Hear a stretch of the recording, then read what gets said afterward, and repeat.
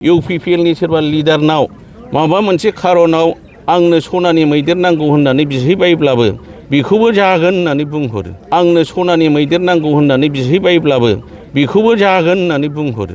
खोथा होनाया बारा जायो, अभार कनफिडेन्टआ बारा जायो, जायनि थाखाय दिनै बेफोरबायदि इउपिपिएल दोलोनि अबस्थाया बेबायदि जालांदों। जोंनाव दुखु मोननाय दङ आरो गोबां खोथा दिनै जोङो रायजो राजाफोरनो मोनसे प्रतिश्रुति होयो, नाथाय बेखौ खामानि मावनो हाया। दिनैनि दिनाव सोरबा सासे बेक्तिया इउपिपिएलनि सोरबा लिडारनाव माबा मोनसे खारनाव आंनो सनानि मैदेर नांगौ होननानै बिहैबायब्लाबो बेखौबो जागोन होननानै बुंहरगोन आरो बिदि।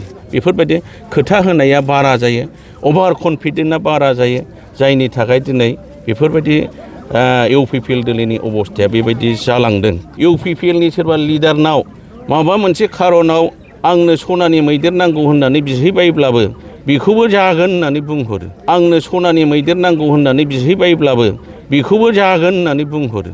खोथा होनाया बारा जायो, अभार कनफिडेन्टआ बारा जायो, जायनि थाखाय दिनै बेफोरबायदि इउपिपिएल दोलोनि अबस्थाया बेबायदि जालांदों।